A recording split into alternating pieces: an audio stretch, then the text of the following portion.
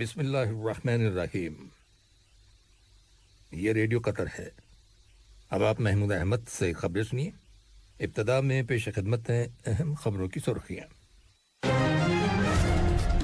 صاحب اسم امیر نے امریکہ کے صدر کو آج ان کے ملک کے یوم آزادی کے موقع پر مبارکباد کا برقی پیغام ارسال کیا ہے۔ وزیر اعظم اور وزیر داخلہ سے آج صبح قطر کے دورے پر آئے ہوئے اردن کے وزیر داخلہ نے ملاقات کی۔ وزارت صحت نے اعلان کیا ہے کہ ملک کے اندر کرونا وائرس کے مزید 189 مریض صحتیاب ہو گئے ہیں، جس کے بعد شفا پانے والے افراد کی مجموعی تعداد اب 2,20,449 ہو گئی ہے۔ اور آج فلپین کے جنوبی علاقے میں ایئر فورس کے ایک C-130 طیارے کے حادثے میں کم از کم 45 افراد ہلاک ہو جانے کی خبر ملی ہے۔ یہ تھیں اہم خبروں کی سرخیاں، اور اب سے چند لمحوں بعد تفصیل سے خبریں نشر کی جائیں گی۔ لیجیے اب آپ تفصیل سے خبریں سنیے۔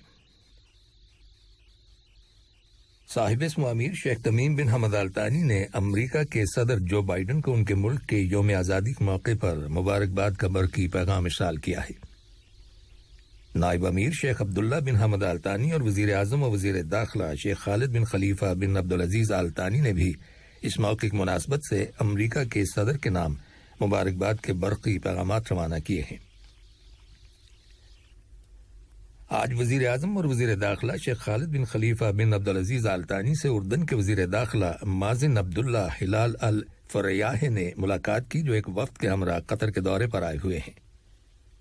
ملاقات میں دونوں ملکوں کے تعلقات اور مختلف شعبوں، خاص طور پر سیکیورٹی کے شعبے میں تعلقات کو فروغ دینے کے وسائل زیر بحث آئے اور باہمی دلچسپی کے علاقائی اور بین الاقوامی معاملات کے بارے میں تبادلہ خیال کیا گیا۔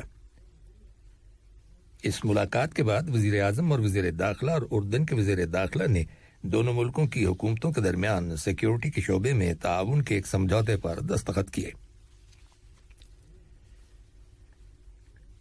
نائب وزیر اعظم اور وزیر خارجہ شیخ محمد بن عبد الرحمن آل ثانی سے آج صبح قطر کے دورے پر آئے ہوئے ٹوگو کے وزیر خارجہ رابرٹ ڈسے نے ملاقات کی، جس کے دوران دونوں ملکوں کے تعلقات اور مختلف شعبوں میں ان تعلقات کو فروغ دینے کے وسائل کے علاوہ باہمی دلچسپی کے علاقائی اور بین الاقوامی معاملات زیر بحث آئے۔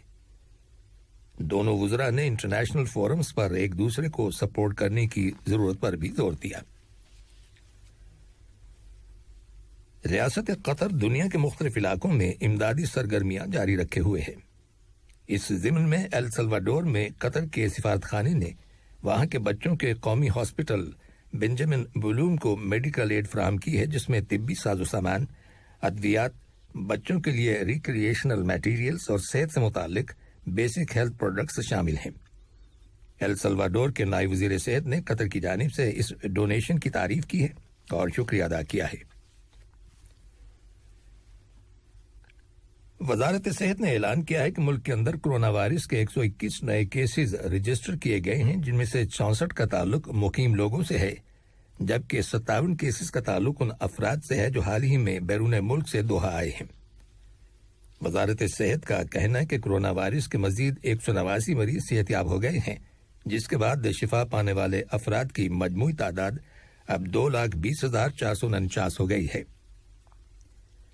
دریں اثنا وزارت داخلہ میں متعلقہ اتھارٹیز نے 161 افراد کو حراست میں لینے کے بعد انہیں پبلک پراسیکیوشن کے حوالے کر دیا ہے۔ ان لوگوں نے پبلک پلیسز پر فیس ماسک کا استعمال نہیں کیا تھا، جبکہ 9 افراد نے سیف فزیکل ڈسٹینسنگ کی پابندی کی خلاف ورزی کی تھی۔ یہ خبریں ریڈیو قطر سے نشر کی جا رہی ہیں۔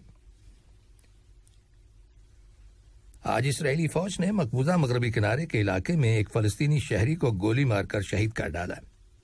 فلسطینی اتھارٹیز نے بتایا ہے کہ اسرائیلی فوجیوں نے نابلس شہر کے جنوب میں واقع ایک گاؤں میں فلسطینی شہریوں پر فائرنگ کر دی، جس کے نتیجے میں 2 دوسرے فلسطینی زخمی ہو گئے۔ واضح ہے کہ فلسطینی مقبوضہ علاقے میں یہودیوں کی آبادکاری کے خلاف احتجاجی مظاہرے کر رہے ہیں۔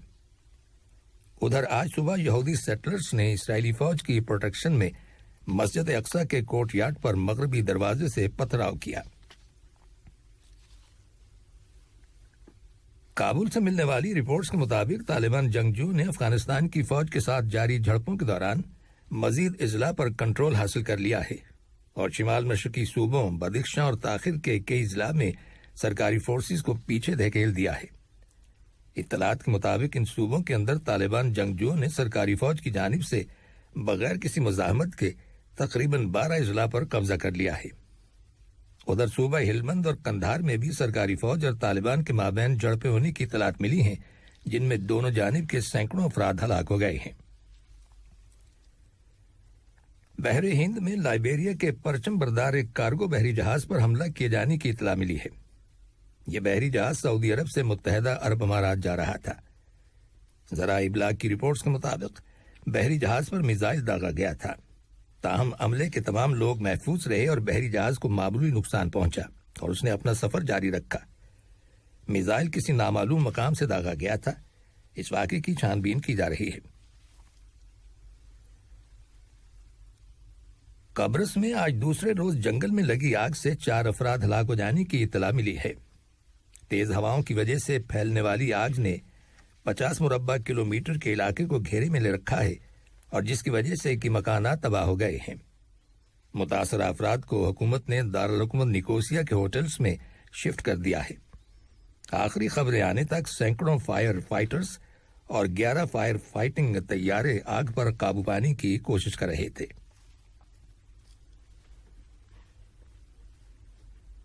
آج فلپائن کے جنوبی علاقے میں واقع جولو جزیرے میں ایئر فورس کا ایک C-130 طیارہ لینڈنگ کے دوران حادثے کا شکار ہو گیا، جس کے نتیجے میں کم از کم 45 افراد جو زیادہ تر فوجی تھے ہلاک ہو گئے۔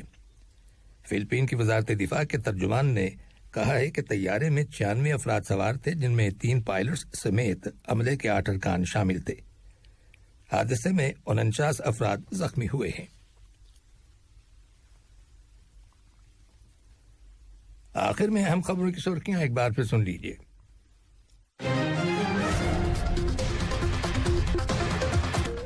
صاحب اسم امیر نے امریکہ کے صدر کو آج ان کے ملک کے یوم آزادی کے موقع پر مبارکباد کا برقی پیغام ارسال کیا ہے۔ وزیر اعظم اور وزیر داخلہ سے آج صبح قطر کے دورے پر آئے ہوئے اردن کے وزیر داخلہ نے ملاقات کی۔ وزارت صحت نے اعلان کیا ہے کہ ملک کے اندر کورونا وائرس کے مزید 189 مریض صحت یاب ہو گئے ہیں، جس کے بعد شفا پانے والے افراد کی مجموعی تعداد اب 2,20,449 ہو گئی ہے۔ اور آج فلپین کے جنوبی علاقے میں ایئر فورس کے ایک C-130 طیارے کے حادثے میں کم از کم 45 افراد ہلاک ہو جانے کی خبر ملی ہے۔ ریڈیو قطر سے خبروں کا آج کا دوسرا نشریہ ختم ہوا۔ السلام علیکم دوستو، میں ہوں شیخ نور۔ آپ دیکھ رہے تھے قطر نیوز ٹوڈے۔ مجھے امید ہے کہ یہ ویڈیو آپ کو انفارمیٹک لگی ہوگی۔ اسی طرح کے ویڈیو پاتے رہنے کے لیے نور ٹائم 24/7 یوٹیوب چینل کو سبسکرائب کیجیے اور اس ویڈیو کو لائک، کمنٹ اور شیئر ضرور کیجیے۔ اگر آپ فیس بک پر دیکھ رہے ہیں تو شیخ نور پیج کو لائک کیجیے اور فالو کیجیے تاکہ میں جیسے ویڈیو اپلوڈ کروں آپ تک پہنچ جائے۔ شکریہ۔